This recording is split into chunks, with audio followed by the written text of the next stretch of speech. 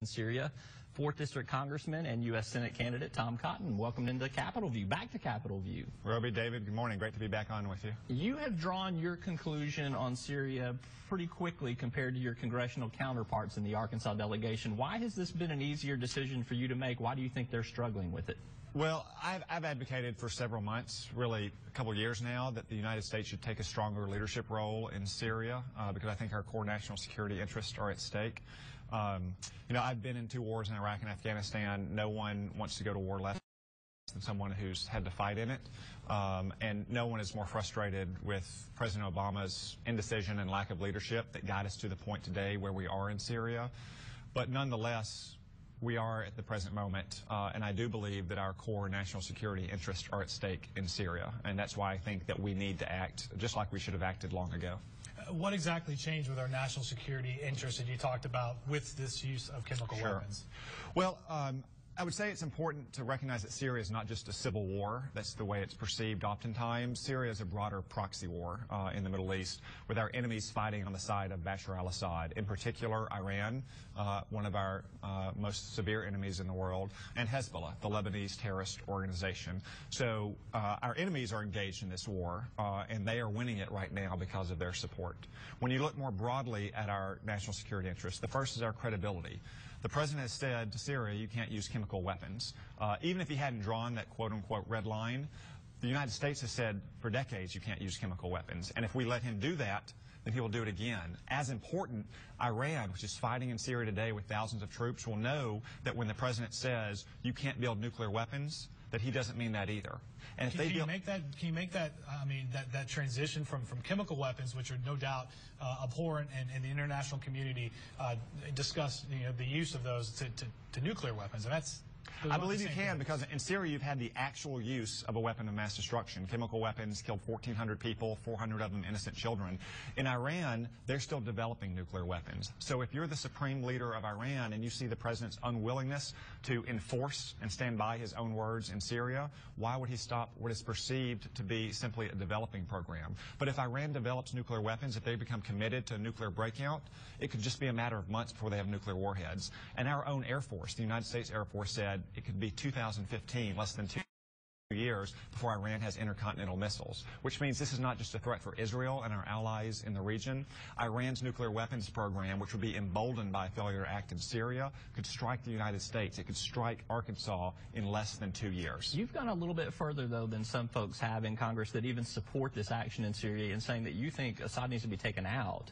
Do a regime change, that would require much more than just a limited and specific action that we're talking about here. Are you supporting boots on the ground? No, Roby, I don't advocate for putting troops on the ground. I don't think anybody anticipates troops going into Syria either. Well, how do you have a regime change? Well, I think that's another misunderstanding right now. Is a lot of people hear about a use of force resolution in Congress, and they think about Iraq or Afghanistan because those are the most recent precedents. Something much more like Kosovo would probably be called for in Syria, when President Clinton had a sustained campaign against the pillars of power in Kosovo. So you'd see the same thing in Syria. You wouldn't just see Tomahawk missiles that are designed to degrade the chemical weapons capabilities, but also designed to degrade the Syrian Air Force, maybe even their runways, so they can't take off anymore. If you don't have runways, you don't have an effective Air Force. So Iran and so Russia can't continue to resupply the Syrian troops as they have been for the past several months. So we don't see boots on the ground, and it's not just something that I think is necessary, ultimately replacing Assad with a pro-Western regime. This has been the president's own stated policy for over a year now, since well before he was reelected by the American people. And in fact, as John Kerry said yesterday, it remains his policy.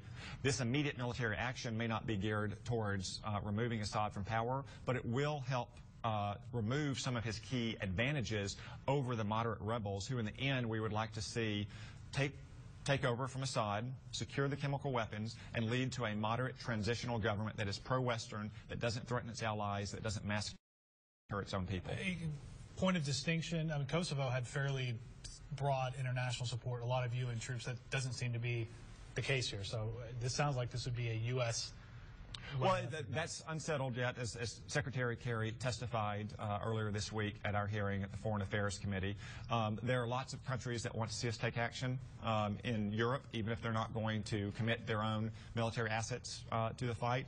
The United States, let's face it, has unique capabilities in the world. Sometimes we are the only military that can conduct a military operation. Same thing throughout the Middle East. You see allies like Jordan, which is deeply destabilized right now because of the Syrian refugee crisis coming into Jordan, which is also a threat to Israel because Jordan provides a key strategic depth to its east, which keeps Iran off of the Palestinian border, but also some of the Sunni Gulf Arab states like Kuwait, like the United Arab Emirates, countries that have been good allies of us in the past that are right now supporting the rebels in Syria because they realize it's not a Syrian civil war. It is a proxy war against Iran and Iran's effort to obtain nuclear weapons and exert control over all of the Middle East. If it's been in the president's goal to have, let's say, as you put it, a moderate opposition to take over in Syria, if that already existed, wouldn't there already be a move to make that happen? Because it doesn't appear that the rebel forces, although they're going against a regime that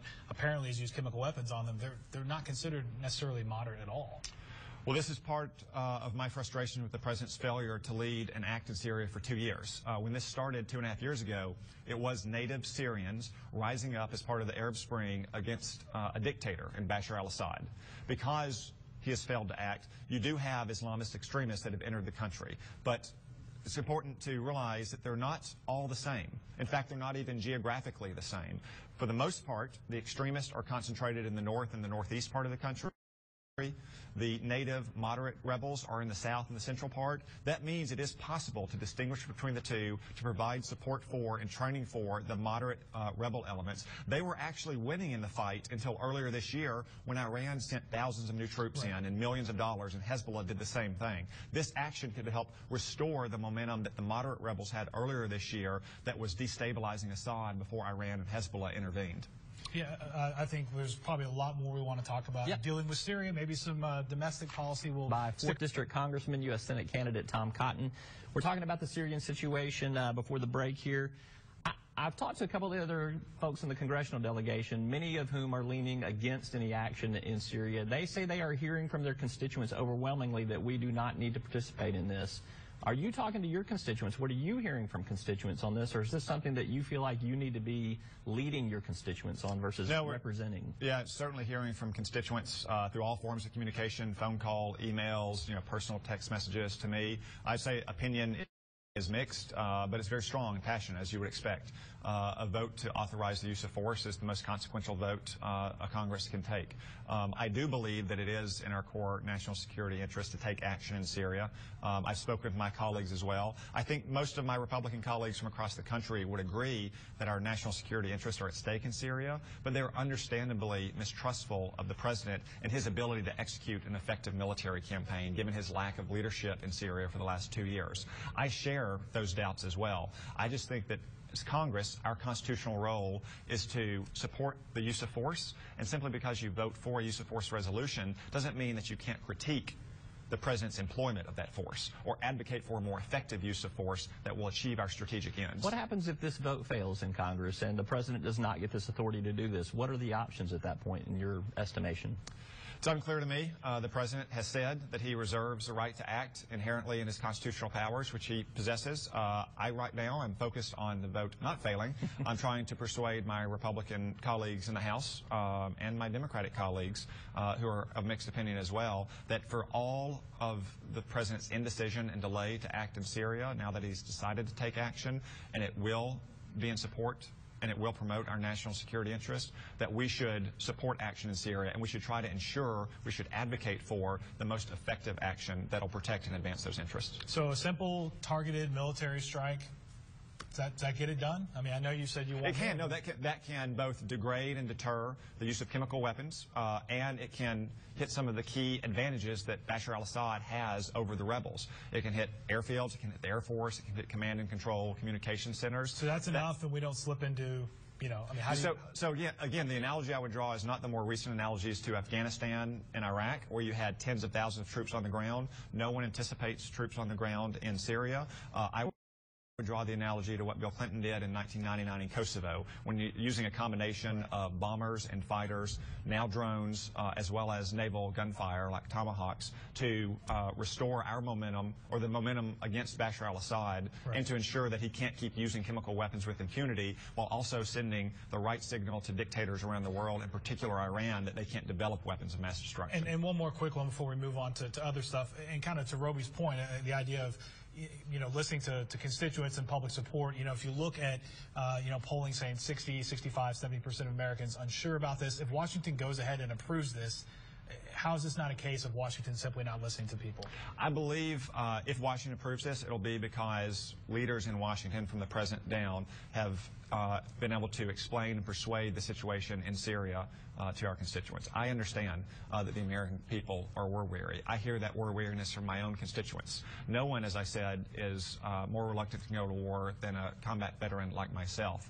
But because our national security interests are at stake, because it's not always clear, since so many people think we may be putting boots on the ground, or that this is just a Syrian civil war, when they understand that Iran and Hezbollah are fighting there, when Israel is endangered, when we could embolden enemies like Iran to strike us with nuclear weapons in less than 2 years, they understand that as reluctant as the American people are, understandably, to launch military action, that our core national security interests are at stake here.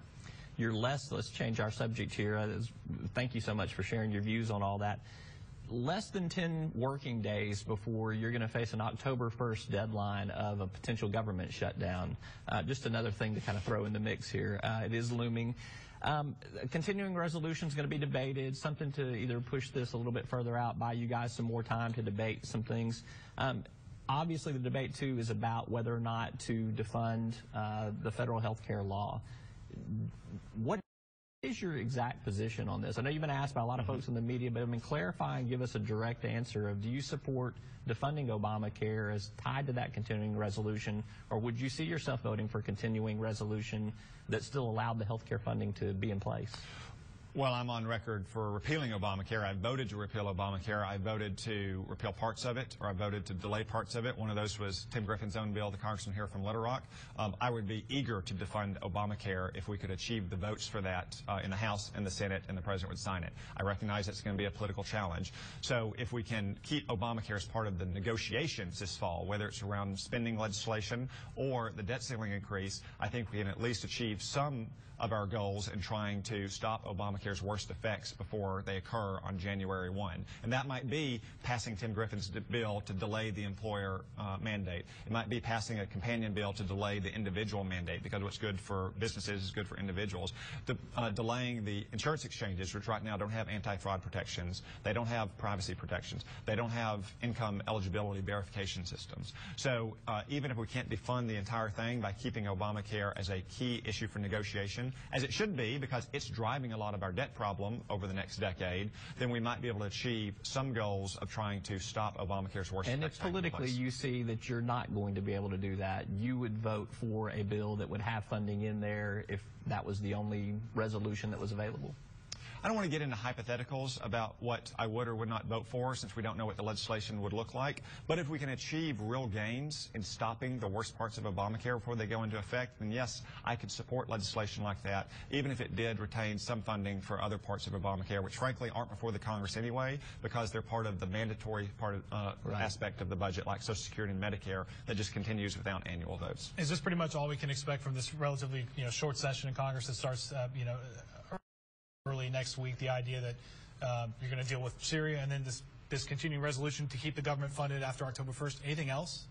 I think in the next couple weeks, when we're back in session, those are obviously going to be the two issues that dominate our debate. Now we're back in session almost all of October, and we'll be addressing other matters at that point. But in September, the continuing resolution and the matter of Syria has now kind of intervened and pushed a lot of things down the priority list. So much for Farm Bill, so much for immigration reform? Well, a Farm Bill could pass because the House has passed its version, what I call the genuine Farm Bill. The Senate could take up our version. The farm programs are very similar. The Senate right now, I would say, is stubbornly insisting that the food stamp provisions remain a part of the Farm Bill, even though it's 80% of their version. I would suggest that we reconcile our farm programs, which are very similar, that we give farmers the certainty they need, and then we can return to the food stamp program after September 30th, because like some parts of Obamacare, like Medicare, like Social Security, the food stamp program doesn't expire. It continues. There are important parts of reform for that, but we can pass farm programs in September very promptly